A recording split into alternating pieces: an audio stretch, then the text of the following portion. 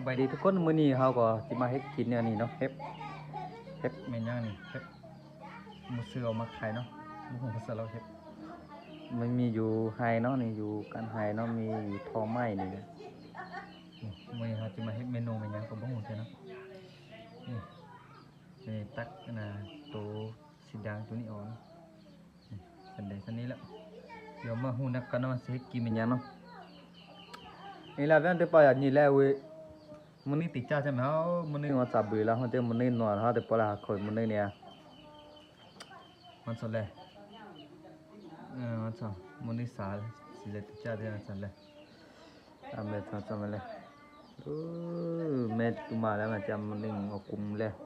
เอาเนี่ยแต่ปะก็ใช้กุไลกุเสลกุติตังเลยมันสดมื้อนี้ทุกคนตอนนี้เฮาก็มาล้างแล้วเนาะเอามาล้างให้สะอาดก่อนเอาขี้คามนี่ออกหมดขี้ไส้นี่ออกหมดบ่แม่นนี่เด้อพี่น้องนี่โอ้แซ่บปิตาแซ่บอีหลีเนาะเดี๋ยวเฮาสิมามกกินนะ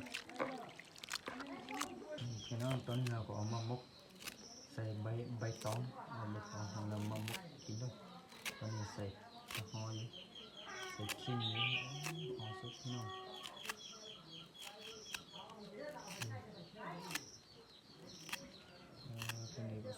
เดี๋ยวมาเบิดตอนซุปน้องไปกันเลยพี่น้องย่ามื้อนี้ฝนเจ้าให้มันเป็นได้ทุกเป้ากะเตกังแล้วกูใส่เลยอันนี้มื้อนี้ก็จ้ามันบ่อีลาเจ้าแต่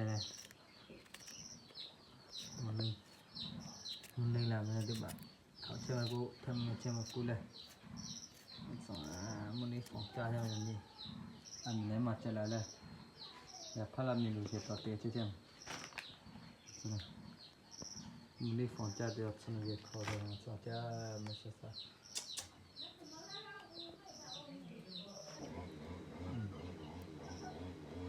me fola me ne ti fa fola le me fola me โมโมก็สิสุกแล้วเด้อทุกคนเนาะมื้อนี้เฮาสิกินมื้อไทยอีกแล้วเนาะเฮ็ดอันนี้เขาเจาะเองเฮ็ดมันยังนี่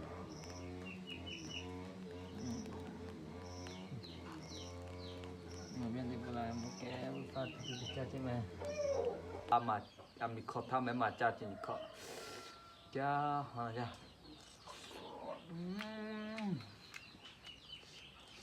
าแม่น่ะจ้าอ๋อ